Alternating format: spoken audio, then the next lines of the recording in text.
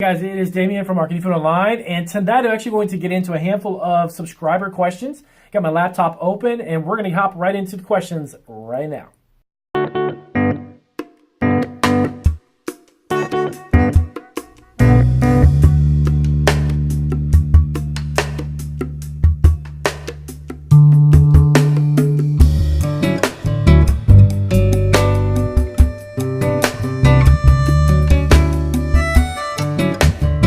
Hey guys, all right, you have to excuse me. I'm in my studio and we're actually moving a handful of things around, and little by little, you'll see behind me, it will change over the next couple of weeks, and we'll have some new stuff behind me in my studio. So let's hop right into it. I'm actually got my laptop open here on my desk, and let's move this out of the way a little bit. So I want to get into a handful of subscribers' questions. I have been extremely busy over the past couple of weeks, and I apologize. I haven't uploaded as many videos as I would like, but I am going to hop into a handful of new questions that I've got from subscribers.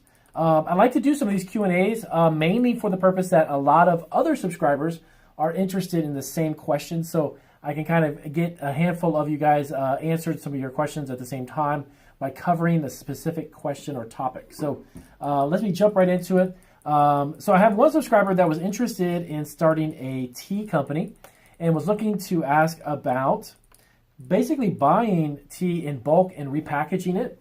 Now, of course, that is something you can do. You can buy a product in bulk and repackage it, but there is a handful of questions that you need to ask before you do that. And I mean, you need to ask yourself, and then you need to also ask the right agency or department within your state.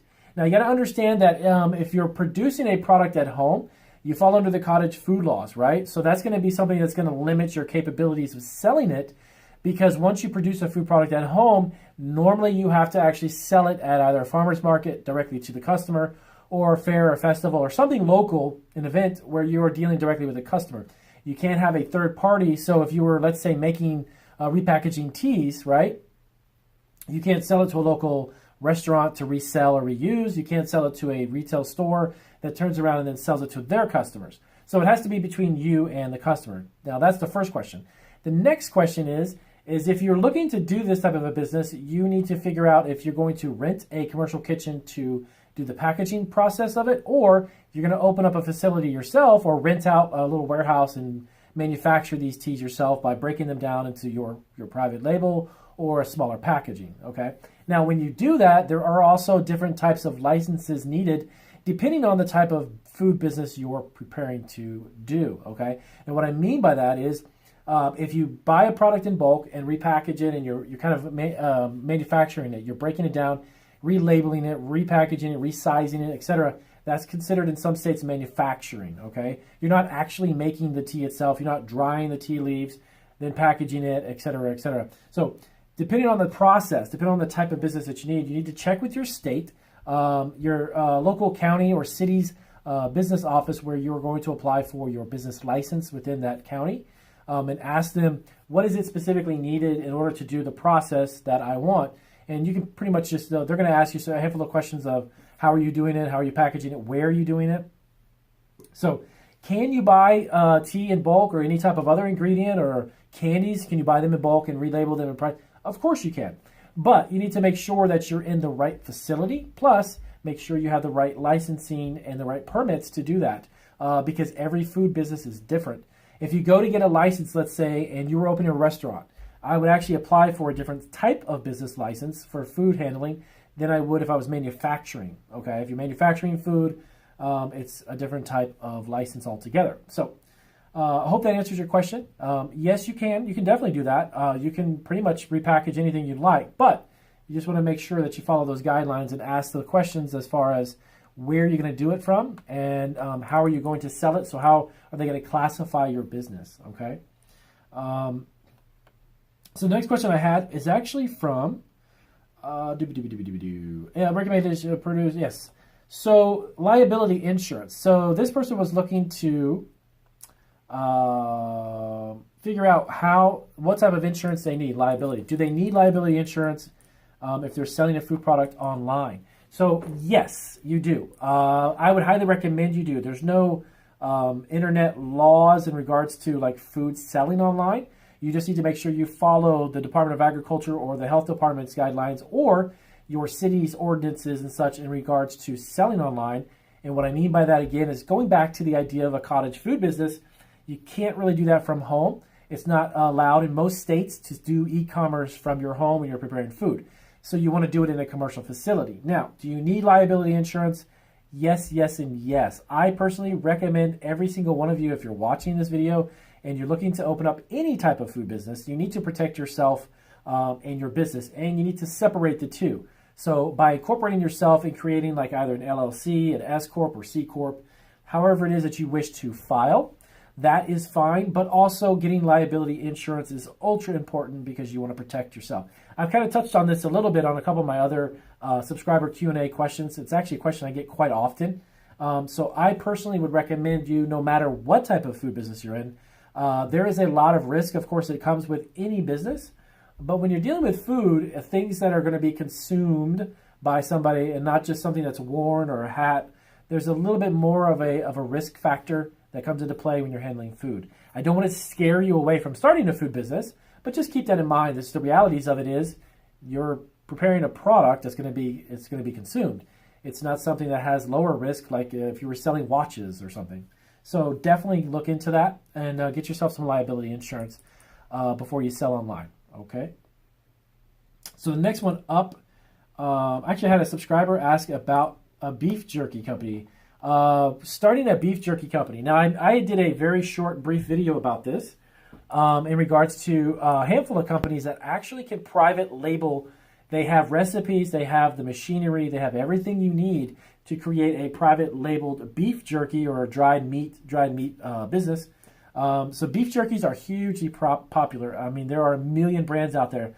But to be honest with you, the market is always big enough for even more. And I never steer anyone away from producing any type of food product. When you're doing it online and you've got an e-commerce presence, it is gigantic. You're literally open to the entire planet. So any additional food products under a certain category, if it's beef jerkies, if it's candies, whatever it may be, the market is gigantic. Never limit your thinking to the idea that you have no space in the market for your product because it's just way too big. We have probably half of the products that we actually make in our facility are products that have been out on the market forever and a day, the chocolate pretzels and chocolate Oreos, but we do a heck of a lot of business with those all the time, constantly, but there's probably a million people who make the same product. So it's never stopped me from actually introducing a product from our line of snacks and candies, and I would never stop you from doing it either because there's just so many ways that you can sell it. With it being online or in a retail store, wholesale, food service, private labels even, and so on and so on. There's a lot of different ways to sell it. So keep your mind open to the idea, but you could literally hop into the beef jerky business with these companies and have them do it for you. I'm actually getting together a handful of these companies. I'm doing a video, and I'll actually give you the names and show you the different companies that do this. That you can literally pick up the phone and within a matter of a couple of weeks have that company with your label, your logo, everything on it, literally done for you, and you could sell it wherever you want. So, okay, the next one up.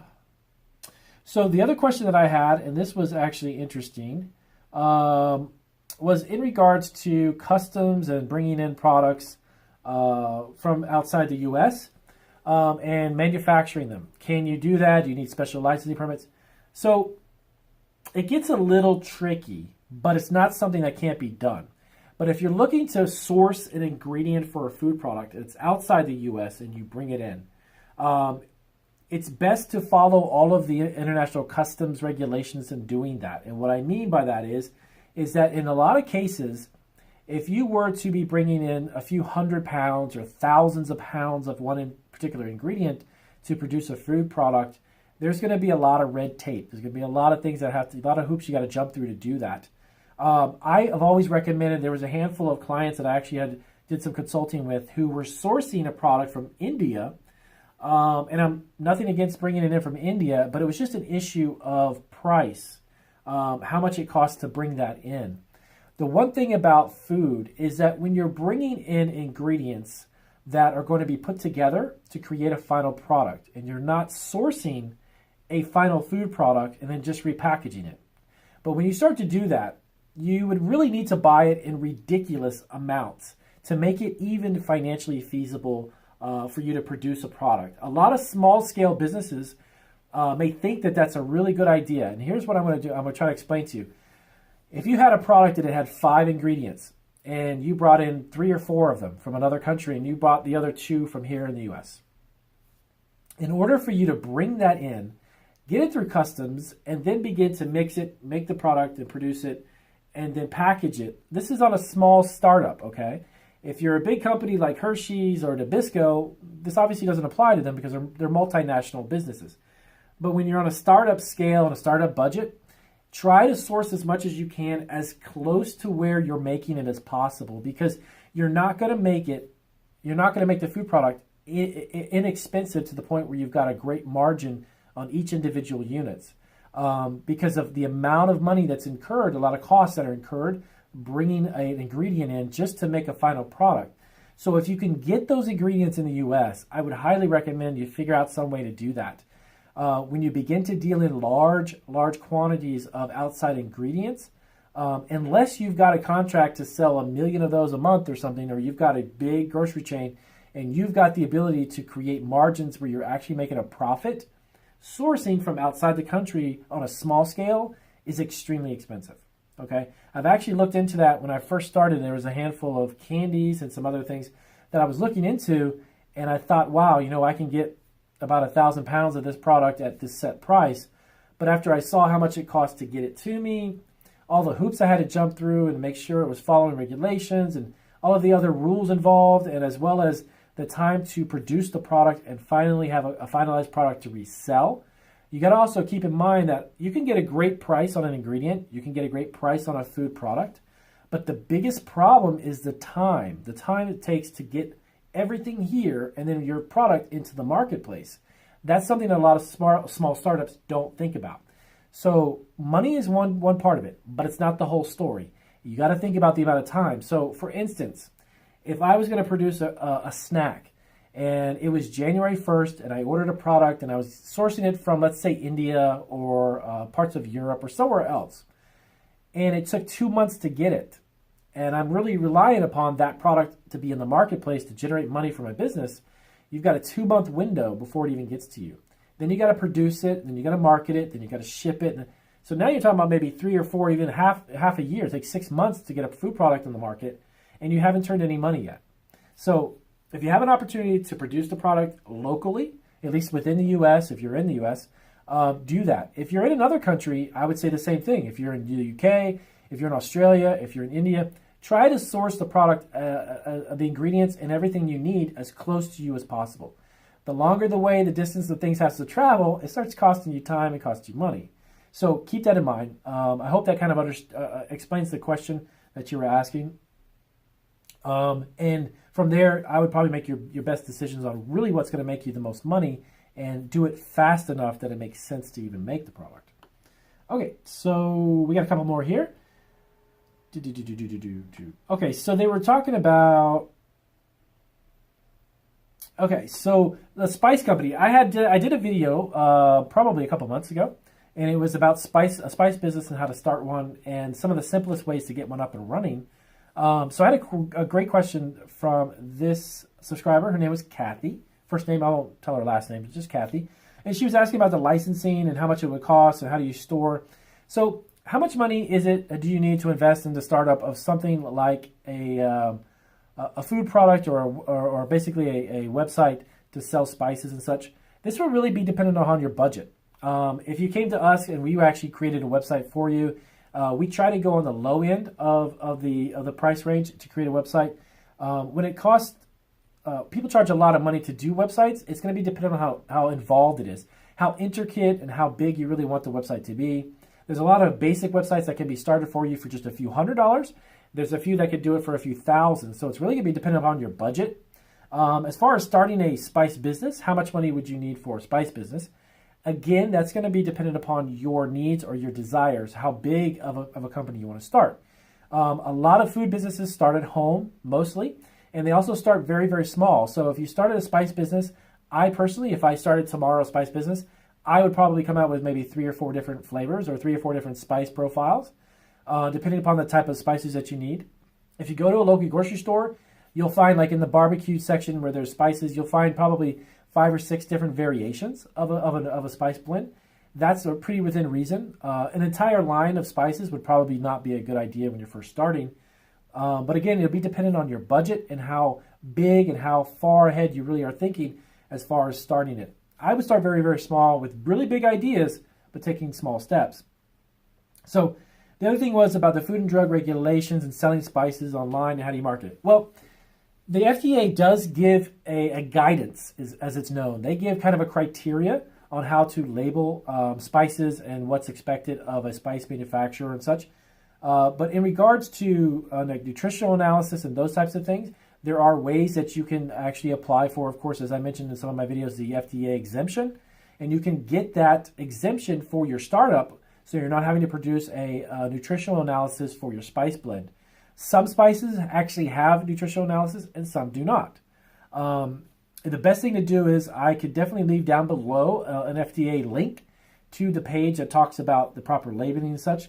Is there a licensing that the FDA doesn't actually issue licenses for spice businesses?